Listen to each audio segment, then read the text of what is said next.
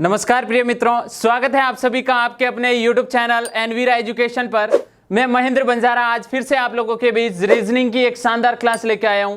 आज की इस क्लास में हम रेलवे, एनटीपीसी और डी ग्रुप में आने लायक इंपॉर्टेंट उन प्रश्नों के बारे में डिस्कस करेंगे और वो भी संपूर्ण अलग अलग टॉपिकों से।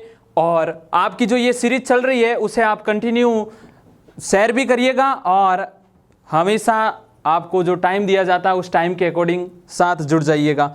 तो अगर आप सबसे पहली चीज़ नए हैं हमारे चैनल पे तो सब्सक्राइब करना ना भूलें। शुरू करते हैं, अपना पहला प्रश्न लेते हैं और पहला प्रश्न आपके सामने है।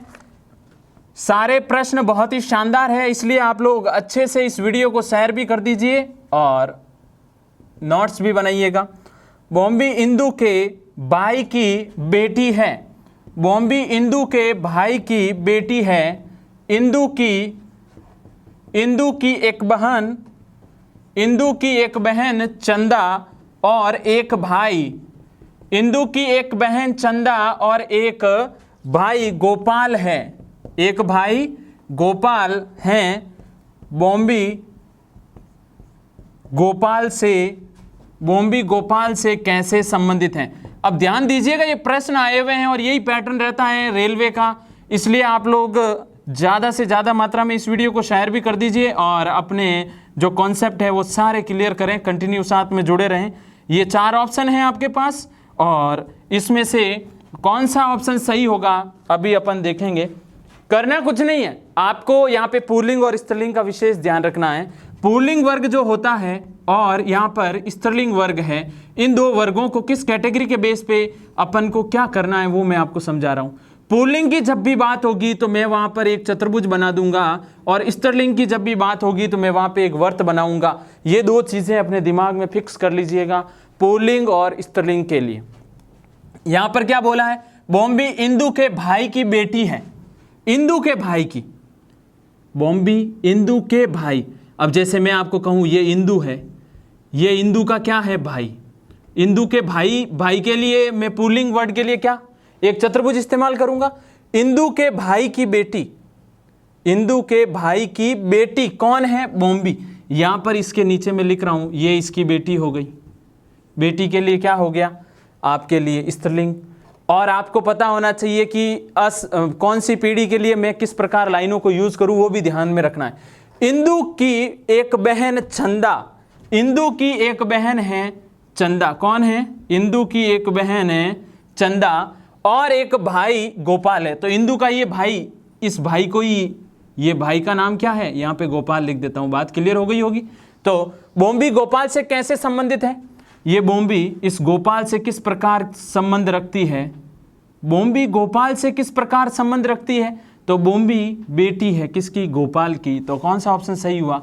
ऑप्शन नंबर ए। अच्छे से बात समझ में आ गई होगी। आगे बढ़ते हैं और लेते हैं अपना सेकंड प्रश्न, जो रीजनिंग में आपको शानदार तरीके से समझना है और देखना है। इस प्रकार के भी प्रश्न एग्जाम में मिलते हैं और आए हुए हैं ये प्रश्न, अच्छे से इन बातों को ध्यान में रखना।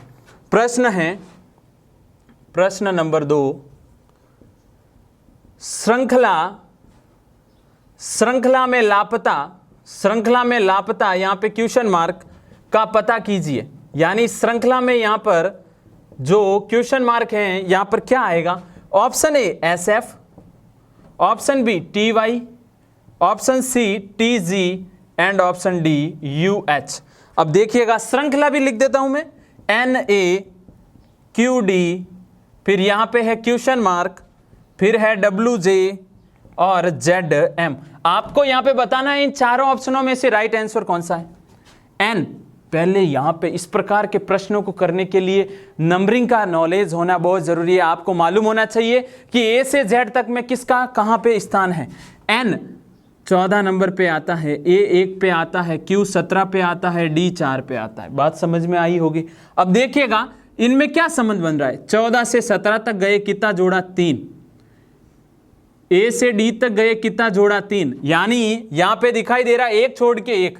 जैसे यहाँ से यहाँ, अब यहाँ से यहाँ पहुँचूंगा फिर +3 करना पड़ेगा, कहने का मतलब 20। फिर यहाँ से यहाँ पहुँचूंगा फिर +3 करना पड़ेगा। D 4 पे, 4 और 3 कितना? 7। बात क्लियर हो गई।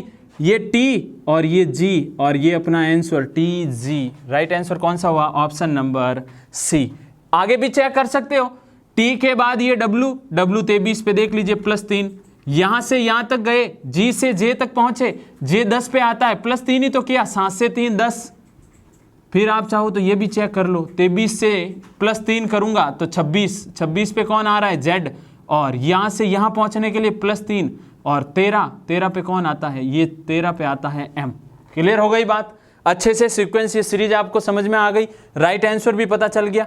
आगे मैं प्रश्न नंबर 3 ले रहा हूं और वो प्रश्न आपको सीधे बोर्ड पे लिखा हुआ मिलेगा, क्योंकि बड़े प्रश्नों को सीधा मैं यहां पे लिख रहा हूं, तो अच्छे से ध्यान दीजिएगा। तो देखिए तीसरा प्रश्न आपके सामने आ चुका है और इस प्रश्न को हल करने का तरीका समझना है आपको। करना कुछ नहीं है, एक छोटी सी लैंग्वेज का प्रश्न है और उसको अपन आराम से हल कर लेंगे, लेकिन उसके लिए पूरा दिमाग यहाँ स्तर होना बहुत ज़रूरी है। एक कॉल सेंटर निम्नलिखित मानदंडों के साथ उम्मीदवारों की भर्ती करता है। उम्मीदवारों की भर्ती करता है एक कॉल सेंटर, कुछ फिक्स नियम बनाता है। कैंडिडेट्स को कम से कम 10वीं स्टैंडर्ड पास करना चाहिए था, यानी अनिवार्य शर्त डाली कि 10वीं पास होना कैंडिडेट जरूरी है। आगे बढ़ते हैं। उम्मीदवार को हिंदी और अंग्रेजी दोनों में क्या होना चाहिए? धारा प्रवाह, यानी अच्छा नॉलेज होना चाहिए, बोलने का तरीका बहुत अच्छा होना चाहिए। तीसरी शर्त क्या दी? उम्मीदवार को दिन और रात दोनों पारियों में काम करने के लिए तैयार रहना होगा। उम्मीदवार को दिन और रात दोनों पारियों में, अब देखो डबल शिफ्ट में ये कह रहा है, और ये शर्तें हैं, पहले से ही शर्तें फिक्स हो चुकी हैं। अब इसने कहा है कि निम्नलिखित में से कौन सा उम्मीदवार कॉल सेंटर पे निश्चित रूप से लग जाएगा? ऑप्शन ए, सीता स्नातक है, ठीक है, लेकिन मराठी, हिंदी, अंग्रेजी में धारा प्रवाह है और केवल दिन की पारी में काम कर सकती है। लेकिन शर्त क्या थी? चलो माना कि ये स्नातक तक इसने पढ़ाई कर ली है और ये अच्छी वो भाषा भी बोल लेगी, हिंदी, अंग्रेजी, मराठी तो एक एक्स्ट्रा नॉलेज हो गया, लेकिन वो दिन की पारी में ही काम कर सकती है। तो पहला ऑप्शन अपने लिए क्या हो गया? गलत। आगे बढ़े। सरिता हिंदी, तमिल और अंग्रेजी में धारा प्रवाह, हिंदी में और अंग्रेजी में अपना काम हो जाएगा, दोनों पारियों में काम कर सकती है और काम हो जाएगा, लेकिन कोई औपचारिक शिक्षा प्राप्त नहीं की है। तो शिक्षा प्राप्त नहीं की तो फिर ये कैसे आ जाएगी? यहाँ पे 10वीं स्टैंडर्ड बोला जा रहा है, बात अच्छे से समझ में आ गई। सी वाला ऑप्शन, स्मिता हिंदी और अंग्रेजी बहुत अच्छी तरह से, चलो हिंदी और अंग्रेजी बहुत अच्छी तरह से बोलती है, दिन और रात दोनों पारी में काम कर सकती है, दिन और रात दोनों पारी में काम करने के लिए तैयार है, और 12वीं कक्षा तक पढ़ाई की, 10वीं तक का बोला है ना, 12वीं तक पढ़ाई कर ली, इसका मतलब ये यहाँ पे नियमों को पालन करते हुए नौकरी कर सकती है। ऑप्शन सी राइट है। डी में इनमें से कोई नहीं, अगर ये भी नहीं होती तो डी हो जाता, इनमें से कोई नहीं। अच्छे से समझ में आ गया। आगे बढ़े, प्रश्न नंबर 4 की ओर चलते हैं। तो देखते हैं, चौथा प्रश्न आपके सामने है। एक गांव में स्कूल डब्लू, यहाँ पे देखिए स्कूल का नाम क्या है? डब्लू, नर्सरी से कक्षा 4 तक की शिक्षा प्रदान करता। कहां से कहां तक की? नर्सरी से कक्षा 4 तक की शिक्षा स्कूल डब्लू प्रदान करता है। इसी गांव में, आगे अच्छे से पहले समझ लीजिएगा, इसी गांव में स्कूल बी और स्कूल के कक्षा 5 से 10 तक, कहां से कहां तक? इसी गांव में स्कूल बी और स्कूल के 5 से 10 तक की शिक्षा प्रदान करते हैं। आराम से बात समझ में आ गई। दोनों गांव ही के स्कूल है। स्कूल एफ जो पास के एक शहर में है, और ये स्कूल एफ कहाँ है? शहर में है। ये हायर सेकेंडरी एजुकेशन यानी 11वीं और 12वीं की जो कक्षाएं वो उपलब्ध करवाता है। तो गांव में सिर्फ 3 स्कूल है और गांव में अभिभावकों ने स्थानीय पंचायत से भी और अधिक स्कूलों के लिए अनुरोध किया। यानी गांव वाले अभिभावक अपने बेटे बेटियों के लिए ये अनुरोध भी कर रहे हैं कि कैसे भी करके ये जो 5 से 10 तक की शिक्षा वाले जो स्कूल है वो आगे वाले में क्रमोन्नत हो जाए। तो अब आपको यहाँ पे कौन सा निष्कर्ष दिए गए कथन का पालन करता है? ये पूरा एक कथन है और आपके सामने 4 निष्कर्ष है। गांव में स्कूल कम ही हैं क्योंकि अभिभावक नहीं चाहते कि उनके बच्चे पढ़ाई करें। ये तो हो ही नहीं सकता। अभिभावक तो स्वयं जाके स्थानीय जो पंचायत है उसको बोल रहे हैं आगे बढ़ाने का। इसका मतलब ये ऑप्शन नंबर 1 गलत हो गया। Option number B.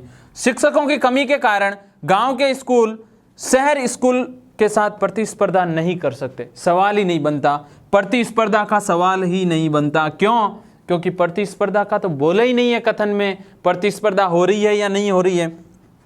उच्च माध्यमिक शिक्षा के लिए बच्चों को गांव के पास शहर जाना पड़ता है, तो यही तो बोला गया है 11वीं और 12वीं। ये देखिए 11वीं और 12वीं के एजुकेशन यानी उच्च माध्यमिक शिक्षा के लिए बच्चों को गांव के पास शहर जाना पड़ता है ना। राइट आंसर कौन सा हुआ? सी। कौन सा निष्कर्ष इस कथन के अनुसार सही है? ऑप्शन नंबर सी में जो कथन लिखा है, सॉरी जो निष्कर्ष है वो कथन के अकॉर्डिंग राइट है। बढ़ते हैं आगे और बात करते हैं प्रश्न नंबर 5 की, और अच्छे से देख लीजिएगा ये भी प्रश्न नंबर 5, और इन प्रश्नों का स्क्रीनशॉट लेके अच्छे से अपनी नोटबुक में ज़रूर लिखिएगा। बहुत काम की चीज़ें हैं और 100% आपके लिए ये रेलवे में डी ग्रुप एनटीपीसी दोनों में फ़ायदा प्रदान करेगी। प्रश्न क्या है? प्रश्न नंबर 5, अगर SWEET को XAHGU लिखा है तो HORSE है, ये क्या है? Option number A MSUVF, option number B MTVUF, option number C MTVUD और ऑप्शन नंबर डी है MSWF। अब आपको मैंने क्या बोला कि इस प्रकार के प्रश्नों को करने के लिए आपको 26 के 26 अक्सर अपने दिमाग में फिक्स होने चाहिए, किसका कौन सा क्या स्थान है। जैसे आपको बोला SWEET और इसको क्या लिखा गया है? इसको लिखा गया है XAHGU, यही लिखा गया। S कितने पे आता है रे? S आता है 19 पे, क्योंकि S के बाद T आता है।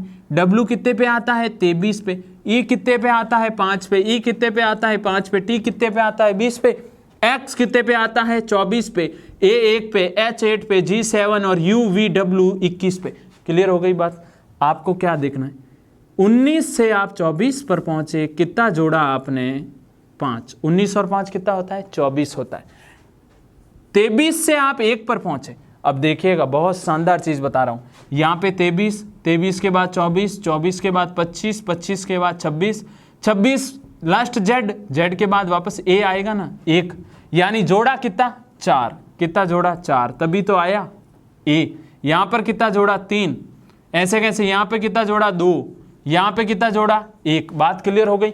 अब यहाँ पर देख लीजिए, आपको करना कुछ नहीं है। पहले में +5, दूसरे में +4, फिर +3, फिर +2, फिर +1। H 8 पे आता है। H कितने पे आता है? 8 पे। तो 8 5 कितना होता है? 13। O कितने पे? 15 पे। 15 और 4 19। R कितने पे आता है? Q के बाद R आता है 18, 19, 20, 21। S कितने पे आता है? S 19, 20, 21। E कितने पे आता है? E 5 पे और ये 6। तो 13 पे कौन है? M। 19 पे कौन है? S। 21 पे कौन है? U। 21 पे कौन है? U और F फिक्स 6। तो MSWF, राइट आंसर कौन सा हो गया? Option number D. अच्छे से बात समझ में जरूर आ रही है? तो समझ में आ रहा है तो इस वीडियो को लाइक करना न भूलें और कमेंट के माध्यम से जरूर बताएं कि आपको ये पूरी सीरीज कैसे किस प्रकार समझ में आ रही है। ये रीजनिंग का पहला वीडियो है, इससे पहले मैथमेटिक्स का भी वीडियो अपलोड कर दिया गया, वो भी अच्छे से जरूर देखिएगा। स्क्रीनशॉट ले लीजिए और अपनी नोटबुक में ये लिख लीजिए। बढ़ते हैं प्रश्न नंबर 6 की और। बड़ा प्रश्न है तो आपको सीधा बोर्ड पे लिखा हुआ मिलेगा। तो प्रश्न नंबर 6 की ओर चलते हैं और छठा प्रश्न देखिए आपके सामने। पजल टेस्ट के ऊपर आधारित, यानी आपको पहले परीक्षण के ऊपर आधारित एक प्रश्न आ चुका है और पहले इसका अपन को चार्ट बनाना पड़ेगा और उसके बाद इससे पूछे जाने वाले प्रश्न अपन देखेंगे। तो देखिए 5 व्यक्ति P, Q, R और S और T एक सप्ताह में कुछ दिनों पर एक कार्यालय का दौरा करते हैं, यानी एक सप्ते में। अब आपको पता 5 व्यक्ति है तो 5 ही दिन में वो दौरा करेंगे। वो प्लम्बर, यानी एक वो प्लम्बर है, एक बढ़ई है, एक कुक है, एक बिजली मिस्त्री है और एक डॉक्टर है, ध्यान दे दीजिएगा, के रूप में यादृच्छिक क्रम में काम करते हैं। एक व्यक्ति केवल एक ही पैसे का, यानी अपना विशेष वो पैसा लेके चल रहा है, काम करता है, दे दिया है आपको। और सप्ताह में केवल एक ही दिन कार्यालय पर जाता है तो निम्न जानकारियों पर विचार करें और उसके आधार पर प्रश्नों का उत्तर दे दीजिए। निम्न जानकारियां, 5 जानकारियां आपके सामने हैं। प्रश्न अभी मैं आपके सामने रखूंगा, पहले समझिए। प्लम्बर हर सोमवार को कार्यालय जाता है और कार्यालय का दौरा करता है। अब मैं आपको यहीं से एक चीज स्पष्ट कर दूं कि 5 व्यक्ति है, सोमवार से उनका काम शुरू हुआ है, तो यहां पर लिख रहा हूं मैं, शुरुआत में सोमवार को वो काम स्टार्ट करते हैं। सोमवार के बाद मंगलवार, सोमवार, मंगलवार, फिर बुधवार, 5 ही व्यक्ति है, ध्यान दे दीजिएगा, सोम मंगल बुध, उसके बाद गुरु, उसके बाद शुक्र। बात क्लियर हो गई? ये 5 वार स्पष्ट हो गए आपके सामने। अब मैं शुरुआत करता हूं इसके पढ़ने की। यहां पे बोला जा रहा है प्लम्बर हर सोमवार को, यहां पे हर सोमवार को कौन जा रहा है? प्लम्बर, ठीक है, कार्यालय का दौरा करता है, ठीक है, फिक्स हो गया। अब उसका नाम क्या है? वो PQRS कौन सा है वो अभी तय नहीं।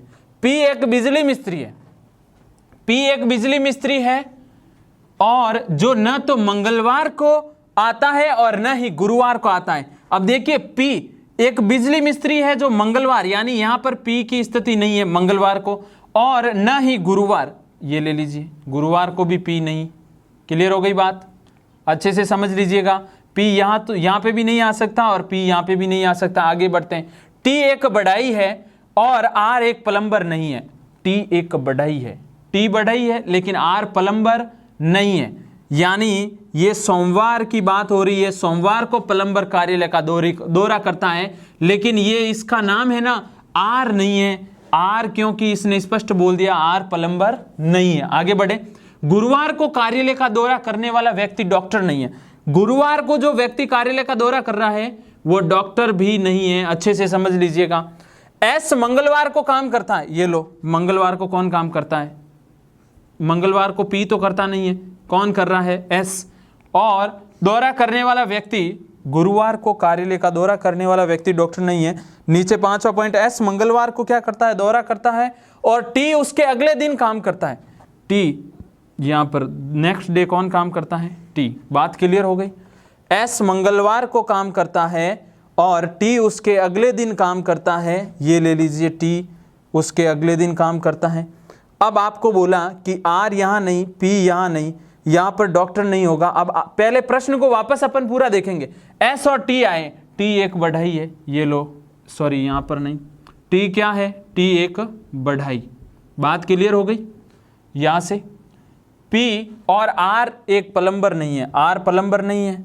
फिर P एक बिजली मिस्त्री है, P क्या है? बिजली मिस्त्री। अब देखो P को रखना कहाँ है वो चीज समझनी है।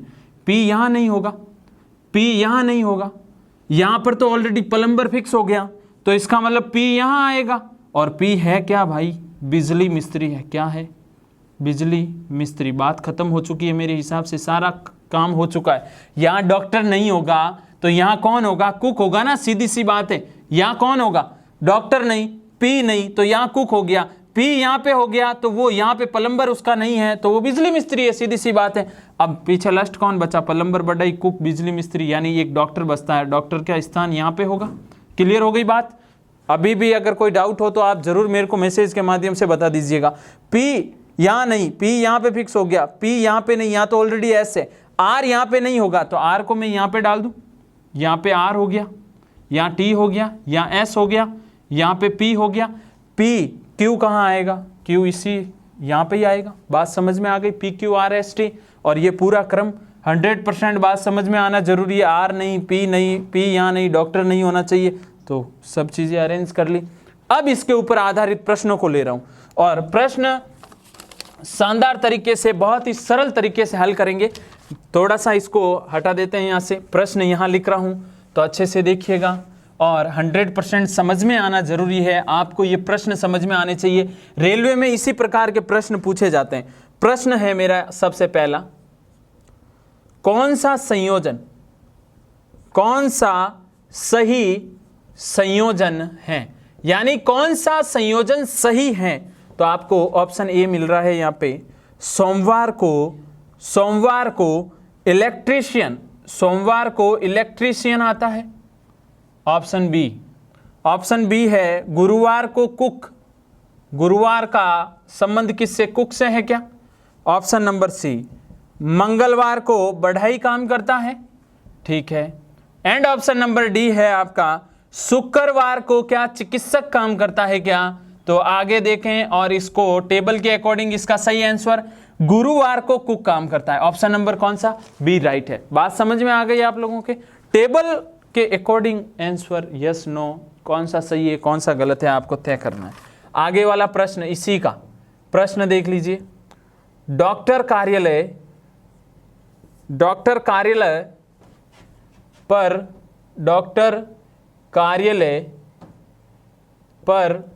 दौरा करते हैं। डॉक्टर कब कार्यालय पर दौरा करते हैं? अब आप ही बताइए। डॉक्टर मंगलवार को कार्यालय पर दौरा करते हैं। कब करते हैं? मंगलवार को। बात क्लियर हो गई। एक और प्रश्न आपके सामने इसी से, प्लम्बर कौन है? प्लम्बर कौन है? PQRST। प्लम्बर कौन है भाई? प्लम्बर है क्यू। कौन है? क्यू। और ये आपका आंसर है, ये इसका आंसर है। क्लियर है? बातें समझ में आ गई। आगे बढ़ते हैं। 6 प्रश्न अपन ने कर लिए, अब 7वें प्रश्न की ओर बढ़ रहे हैं। तो प्रश्न नंबर 7 आपके सामने है और एग्जाम में ये वो प्रश्न है जो बहुत ज्यादा आते हैं। रेलवे में डी ग्रुप वाले एग्जाम की बात कर लूं या NTPC के एग्जाम की बात कर लूं तो जरूर आपको ये प्रश्न देखने को मिलेंगे। इसलिए आप इस वीडियो को ज्यादा से ज्यादा शेयर भी कर दीजिए और नए हैं तो सब्सक्राइब भी कर दीजिए। प्रश्न 7वां है, एक अभिकथन, आपके पास कथन दिया एक अभिकथन तो है A और एक कारण है R। अभिकथन है A और कारण है R, नीचे दिए गए हैं। अभिकथन है A आम मीठे होते हैं जब वे पके हो, तो अभिकथन ये है। कारण R, भारत में आमतौर पे ग्रीष्म ऋतु में आमों की उपलब्धता होती है। क्लियर है? नॉर्मल सा प्रश्न है, करना कुछ नहीं है, डरने की जरूरत नहीं है। ऑप्शन ए और R दोनों सही है। A और R दोनों सही है। क्या आपको ये A और R यानी अभिकथन और कारण दोनों सही लग रहे हैं? बिल्कुल सही बात है, लेकिन RA का सही स्पष्टीकरण है। RA का सही स्पष्टीकरण है। R में क्या है?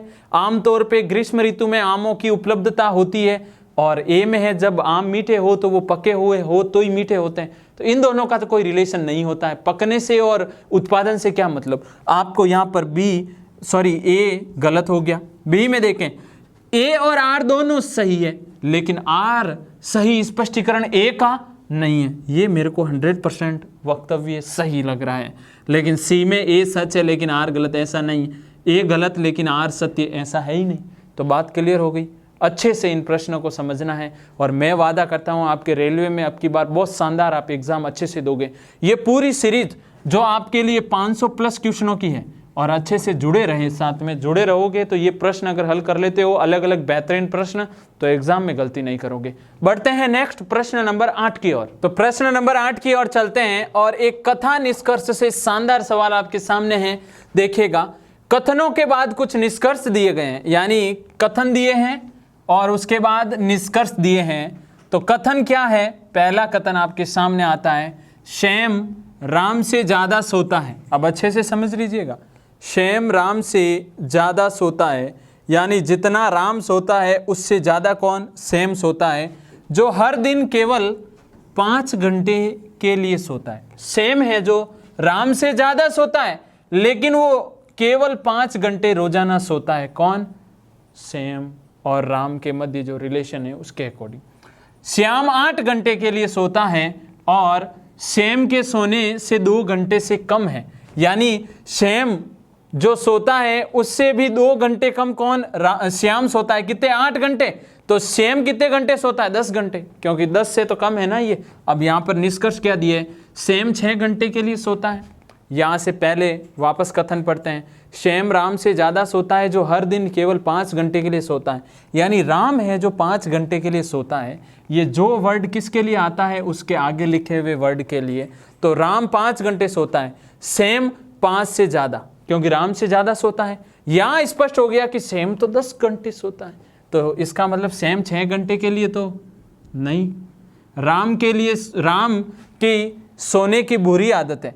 यहाँ से आपको देख के पता चल रहा है क्या कि राम के सोने की बुरी आदत है।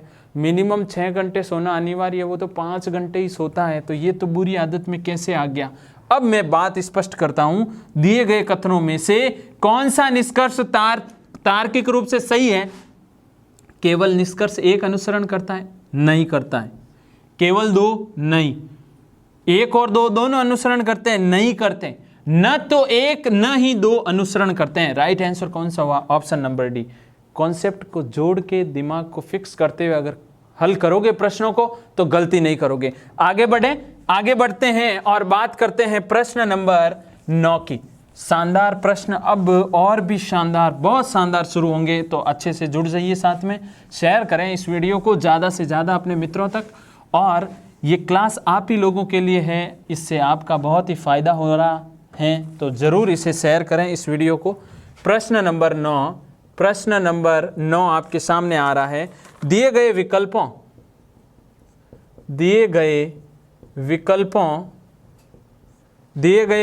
में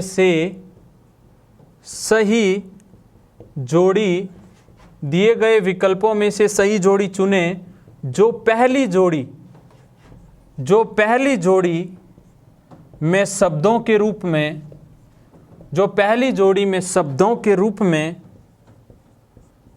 में उसी तरह से संबंधित हैं। यहाँ पे एक जोड़ी आपके सामने, जैसे सैनिकों का संबंध सेना से दिया है, तो संगीतकारों का संबंध किससे होगा? ऑप्शन भी मिलेंगे। बड़ा शानदार प्रश्न है। शानदार प्रश्न को पहले समझिएगा ज़रूर। ऑप्शन ए झुंड, ऑप्शन बी गिरोह, option C colony and option D band. अब आपको यहाँ पे समझना है और कॉन्सेप्ट को पूर्णतः क्लियर करना है।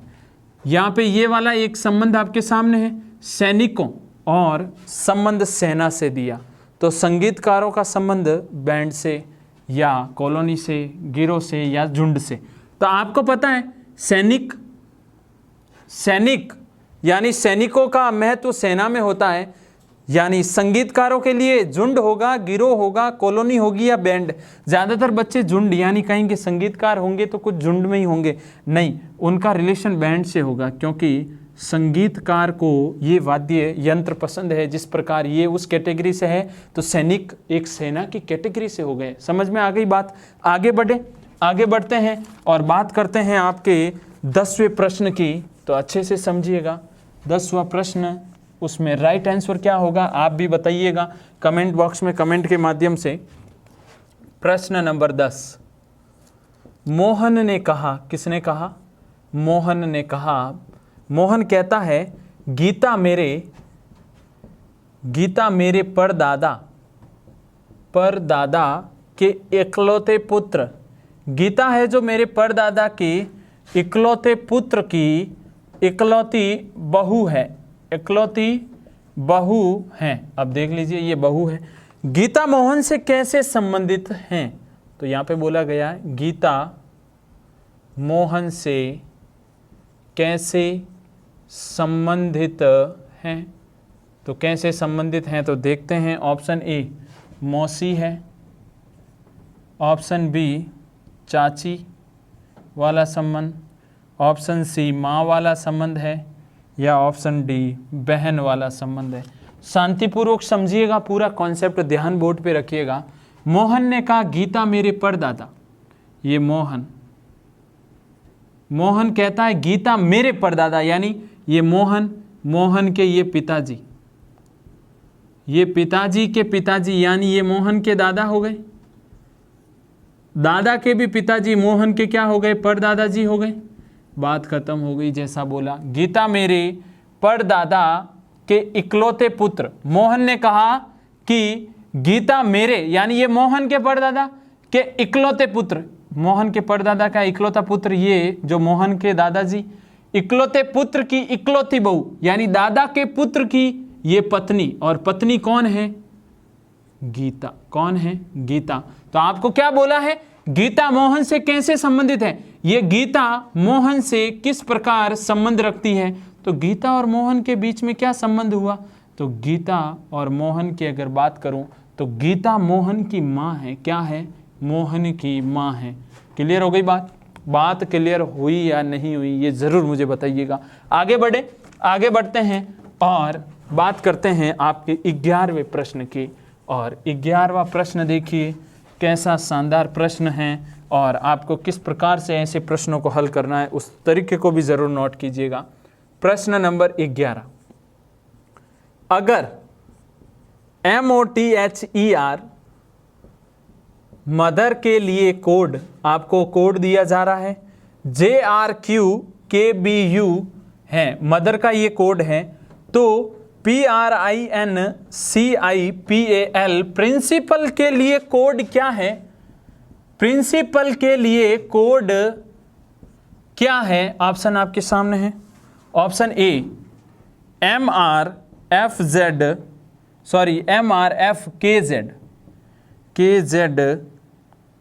LMXI। Option number B SULQFLSDO, and option number C MUFQZLMDI, and option number D है MRFKZFMXI। बड़े इस प्रश्न को हल करने के लिए देखते हैं कैसे। आपको बस ये समझना है कि MOTHER इस मदर का कोड क्या है?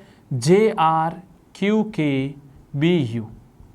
M13 पे आता है, O15 पे आता है, T20 पे आता है, H8 पे आता है, E5 पे आता है, PQR क्वेश्चन नंबर 17 बाद में 18। J कितने पे आता है? EZOT के अकॉर्डिंग ये 10 पे है। R कितने पे है? 18 पे है। Q कितने पे है? 17 पे है। K 11 पे, B 2 पे, UVW 21 पे। क्लियर हो गई बात। 13 से 10 पर पहुंचे, कितना घटाया रे? -3। 15 से 18 किया, कितना जोड़ा रे? +3। 20 से 17 किया, कितना घटा दिया? 3। 8 से 11 हुए, कितने जोड़े? 3। ये -3 देख लीजिए, 5 से 2 हो गया, 18 का 21 हो गया, +3। बात क्लियर हो गई। -3 + 3 -3 + 3 -3 + 3, तो यहीं से क्लियर कर लेते हैं। P कितने पे है? PQR 16 पे। R कितने पे है? PQR 18 पे। I नो N 14 पे। C 3 I नो PQR 16 पे। A 1 पे। और L कितने पे है? K के बाद L, K 11 L 12। अब आपको करना क्या है? -3 + 3 -3 + 3 -3 + 3 -3 + 3 देख लीजिए। 16 में से 3 गए, कितने बचे? 16 में से 3 गए, 13 बचेंगे। 18 में 3 जोड़े, कितने हो गए? 21। 9 में से 3 6, 14 में +3 कितने हो गए? 17। 3 में से 3 0, यानी 0 की स्थिति का मतलब क्या हो गया? 0 पे वापस उल्टे क्रम में चलेंगे तो Z आ जाएगा। यहाँ पे ध्यान दे दीजिएगा, यहाँ पे मैं Z लिख देता हूँ, स्पष्ट हो जाएगा। 9 + 3 कितना होता है? 12। 16 में से 3 माइनस करें, 16 में से 3 माइनस करूंगा 13 हो जाएगा। और 1 में 3 जोड़ दीजिए, 4 हो जाएगा। और 12 में 3 घटा दीजिए, 12 में से 3 घटाओगे कितना हो जाएगा? 9। अब करना कुछ नहीं है। 13 पे कौन है? M। 9 पे कौन है? I। यहाँ पे ऐसा कोई क्रम है क्या? MI MI MI, ये गलत हो गया। 21 पे कौन है? STU। M के बाद R, ये गलत। M के बाद R, ये गलत। 100% में बोल रहा हूँ ये सही है, क्योंकि F6 17 पे Q, Z यहाँ पे आएगा, ये L K I J K L, K के बाद L आता है 12 पे, M D। क्लियर हो गई बात? ये आपका राइट आंसर। आपको ये चीज़ समझ में आना जरूरी है। कम टाइम में आपको ये हल करना है, तो ये याद कर लो, दिमाग में यहाँ फिक्स कर लीजिए। आगे बढ़ते हैं और बात करते हैं आपके प्रश्न नंबर 12 की। प्रश्न नंबर 12, और देखिए एक और शानदार प्रश्न इसी से रिलेटेड। और आज ही इस प्रकार के प्रश्नों को परफेक्ट तरीके से करना सीख जाइए हल, बस यही, इसीलिए खूब सारे प्रश्न मैं आपके बीच लेके आया हूँ। प्रश्न नंबर 12 है, यदि RUN बराबर 18, 21, 14 और BIN बराबर 2, 9, 1, 4 हो तो BRING क्या होगा? ऑप्शन ए है 2, 1, 8, 9, 1, 4, 7। Option number B 11, 7, 8, 1, 3, 6। Option number C 3, 1, 9, 1, 0, 1, 5, 8। And option number D 2, 1, 9, 1, 0, 1, 5, 8। बहुत ही सरल तरीके से हल इंपॉर्टेंट है, तरीका इंपॉर्टेंट है आपको जानना। RUN, इसका मीनिंग R कितने पे आता है? PQR 18 पे, UVW 21 पे, MN MN 13 14, ये देख लीजिए 18 21 14, R का कोड 18, U का कोड 21, N का कोड 14, ये कोड दिया हुआ है। तो ऐसे कैसे BIN का क्या कोड दिया हुआ है, B 2 पे, I 9 पे, N 14 पे, 2 9 14 दिया हुआ है। तो यहाँ पर B 2, PQR 18, I 9, N 14, G 7, ऐसा है क्या, 2 18 9 14 7, 2 18 9 14 7, ऑप्शन नंबर ए आपका राइट है। क्लियर है? आगे बढ़ते हैं और बात करते हैं आपके 13वें प्रश्न की। और एक बेहतरीन प्रश्न ये इसलिए क्योंकि ऐसे प्रश्न एग्जाम में आ जाते हैं तो उनके हल करने का तरीका जो मैं बता रहा हूं वो अप्लाई करिएगा, 100% आप कभी ये प्रश्न गलत नहीं करोगे। प्रश्न देखिए, प्रश्न नंबर 13, अक्षरों के उस संयोजन का चयन कीजिए, अक्षरों के उस संयोजन का चयन कीजिए जो दी गई अक्षर श्रृंखला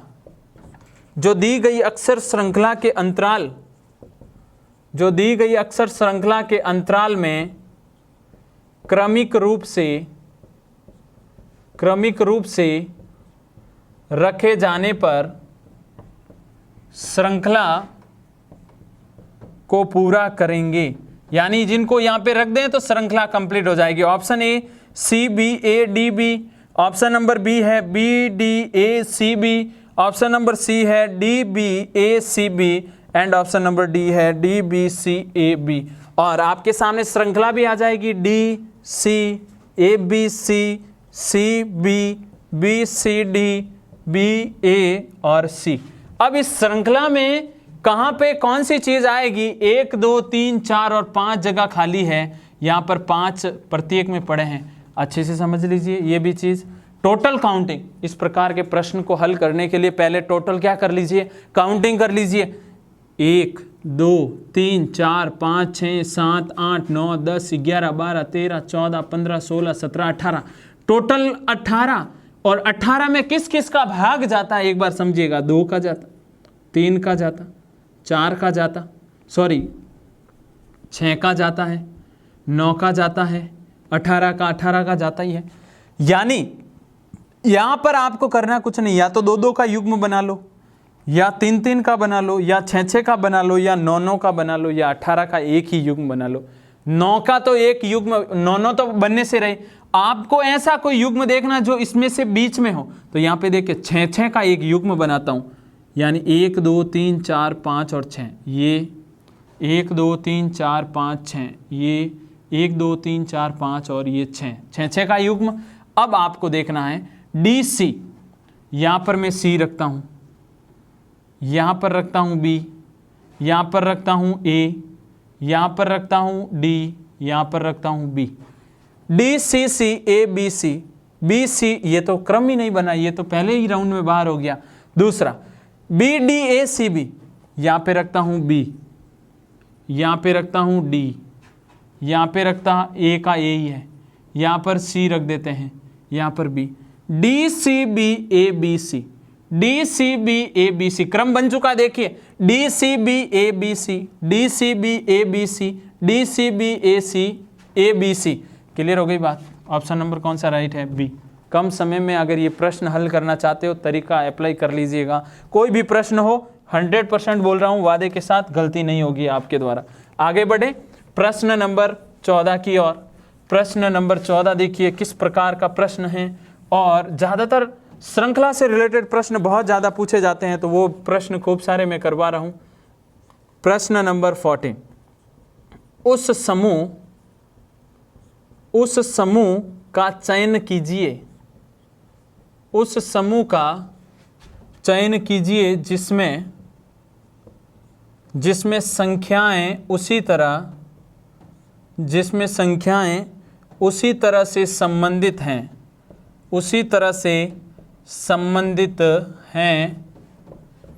जैसे कि निम्नलिखित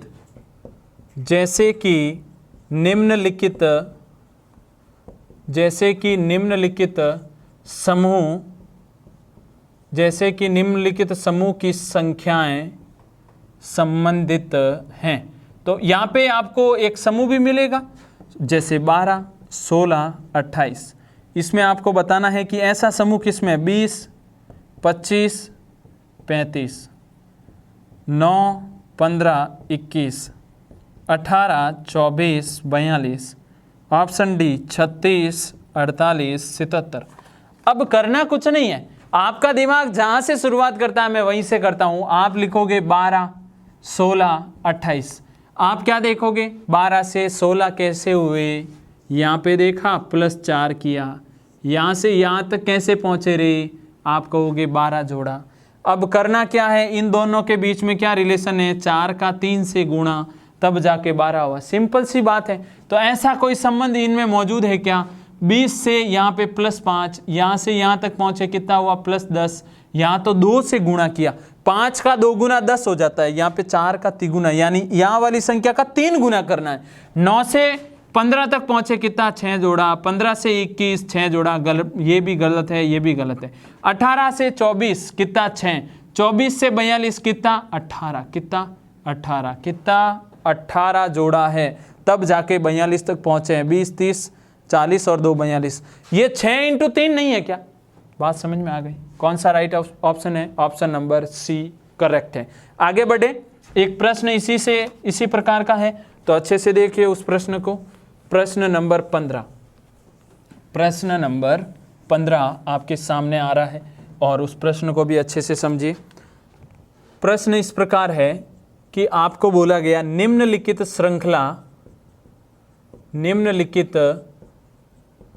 श्रृंखला में प्रश्न चिन्ह, जहां पे क्वेश्चन मार्क हैं उसके स्थान पर, इस क्वेश्चन मार्क के स्थान पर कौन सी संख्या होगी। जो क्वेश्चन मार्क कर रहा हूं उसके स्थान पे कौन सी संख्या होगी, 2, 3, 6, 10, 17, 28 और यहाँ है क्वेश्चन मार्क। ऑप्शन ए में है 43 43, ऑप्शन बी में है 46 39 एंड ऑप्शन डी में है 45। अब समझिए, समझना है पूर्णतया अच्छे से। आपका दिमाग शुरुआत में ये +1, +3, +4, +7 प्लस कितना 11। अरे ये तो बात ही खत्म होगी। देखो ये 1 है, ये 3 है, इन दोनों का योग यहाँ है, फिर इन दोनों का योग यहाँ है, फिर इन दोनों का योग यहाँ है, तो इन दोनों का योग यानी 17, 7 और 11 कितने होते हैं 18। ये आएगा यहाँ पे, फिक्स हो गई बात। और 28 और 18 कितना होता है, 28 और 18 होता है 46। तो राइट आंसर कौन सा होगा, ऑप्शन नंबर बी। आप जहाँ से आप जैसा सोच रहे हो उसी प्रकार का हल मैं दे रहा हूँ, तो आप अच्छे से इस चीज़ को क्लियर कर लीजिए। क्लियर करोगे तभी सारे डाउट्स आपके क्लियर होंगे। आगे बढ़े, प्रश्न नंबर 16 की ओर बढ़ते हैं और देखते हैं प्रश्न नंबर 16 क्या आप उसे अच्छे से हल कर पाएंगे। तो अच्छे से देखिएगा, शानदार प्रश्न आपके सामने लिख रहा हूँ, देखें। और जैसे प्रश्न आपके एग्जाम में पूछे जाते हैं उसी प्रकार के प्रश्न आपके सामने मैं लेके आया हूँ। तो ज़रूर शेयर करें इस वीडियो को जितना हो सके अपने मित्रों तक। प्रश्न नंबर 16, निम्न में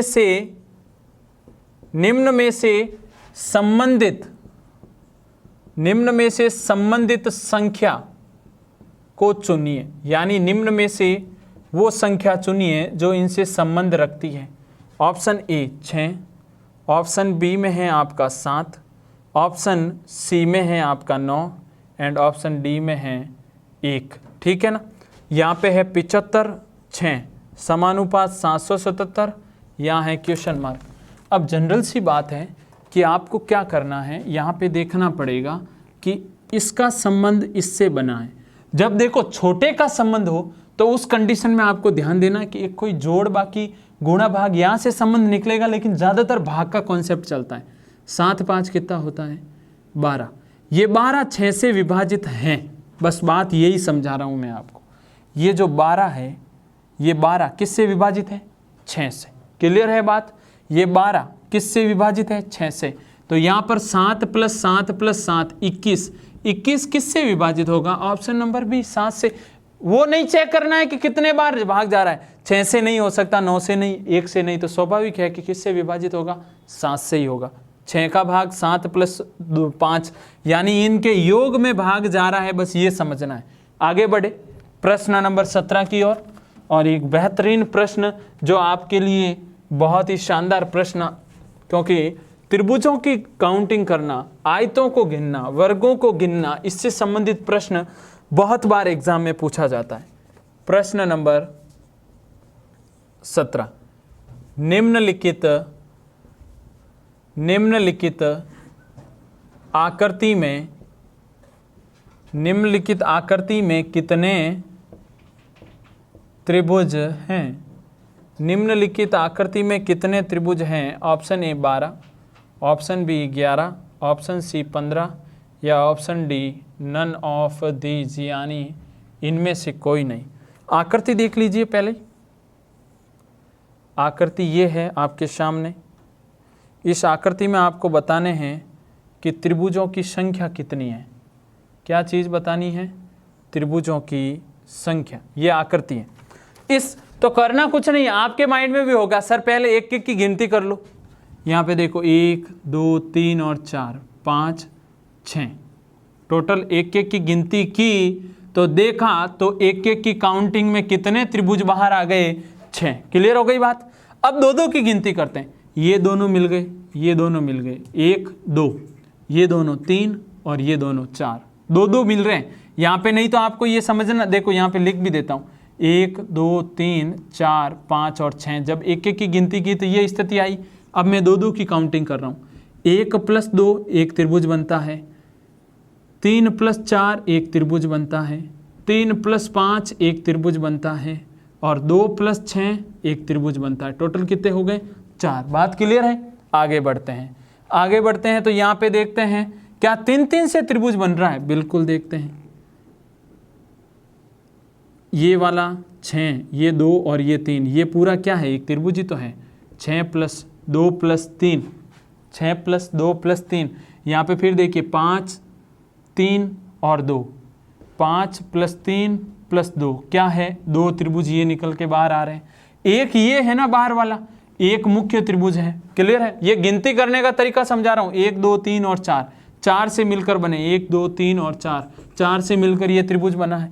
अब 4 से मिलकर क्या ये एक ही बना है? और भी बने हुए देखो, 5 3 2 और 1, 5 3 2 और 1, और ऐसे कैसे 6 2 3 और 4, 6 2 3 और 4, टोटल कितने हो गए?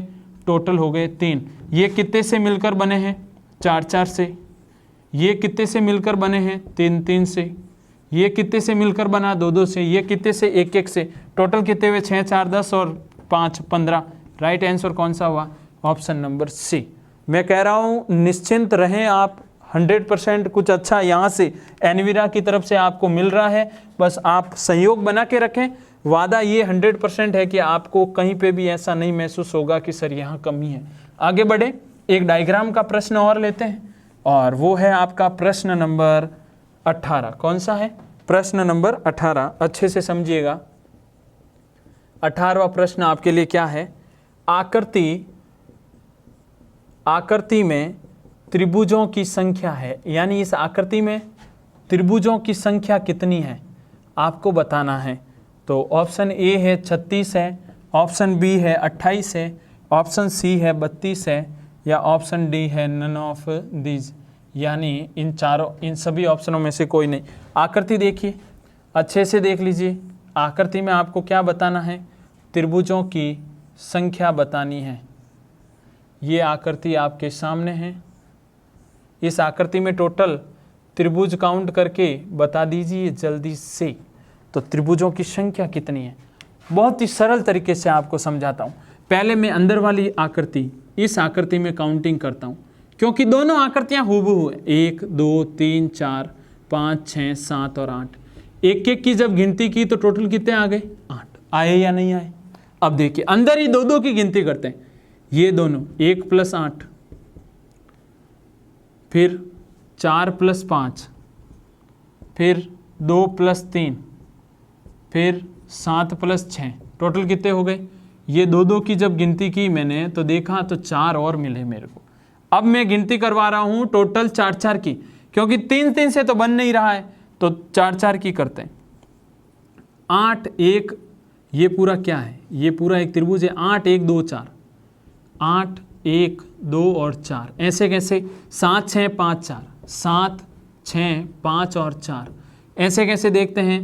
1 8 7 6, 1 8 7 और 6, 2 3 2 3 4 और 5, टोटल कितने हुए? 4। ये 8 4 4, टोटल कितने हो गए? 16। 1 1 2 2 और 4 4। तो ये बाहर वाली आकृति भी वैसी है, तो 16 अंदर 16 बाहर, टोटल कितने? 32। बात हो गई खत्म। ऐसे नहीं कि 36 बना दो, 28 बना दो, या इनमें से कोई नहीं। चेक पूरा विधिवत तरीके से करें। आगे बढ़े। आगे है आपका कि आपको एक प्रश्न यहाँ पे मिलने वाला है, जो 19वां प्रश्न आपके इस पूरे वीडियो का, तो साथ में जरूर जुड़े रहें। अभी 2 बहुत ही शानदार प्रश्न आपके सामने आएंगे, और दोनों प्रश्न कोशिश कर रहा हूँ एक ही साथ लिखने की।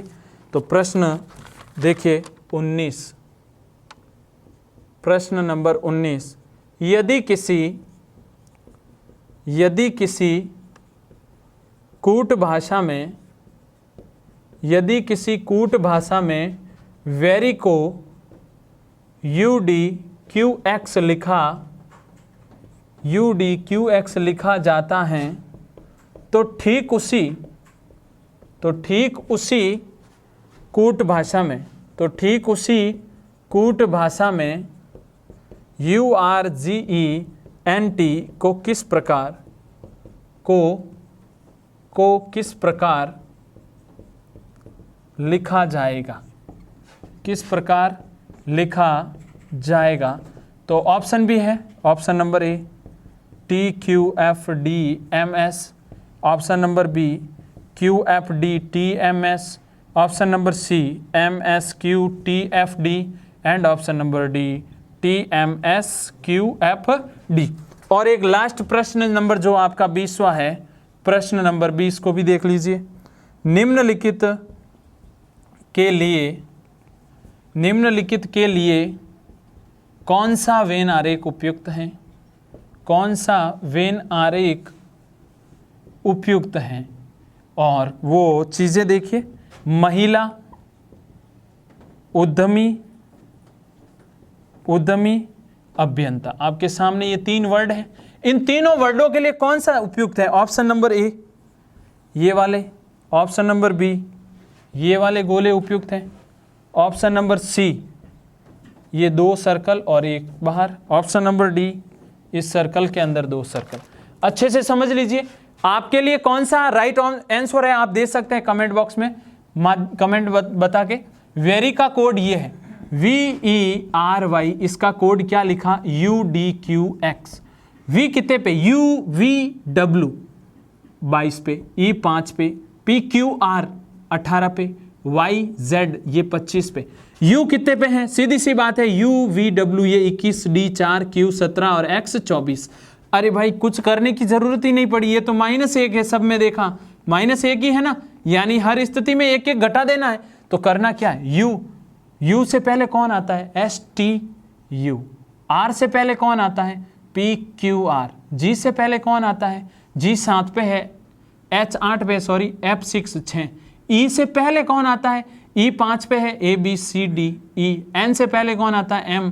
T से पहले कौन आता है? S। आपके सामने आ गया ना आंसर, TQFDMS। बिल्कुल ऑप्शन नंबर ए राइट है। लास्ट प्रश्न अपने इस वीडियो का, निम्नलिखित के लिए कौन सा वेन आरेख उपयुक्त है? महिला, उद्यमी, अभियंता। शानदार वेन आरेख का प्रश्न आ चुका है। अब जनरल सी बात मैं आपको पूछूं, क्या महिला होगी वो महिला उद्यमी नहीं हो सकती, वो अभियंता नहीं हो सकती, या उद्यमी अभियंता नहीं हो सकते, या अभियंता महिलाएं नहीं हो सकती? आराम से समझते हैं।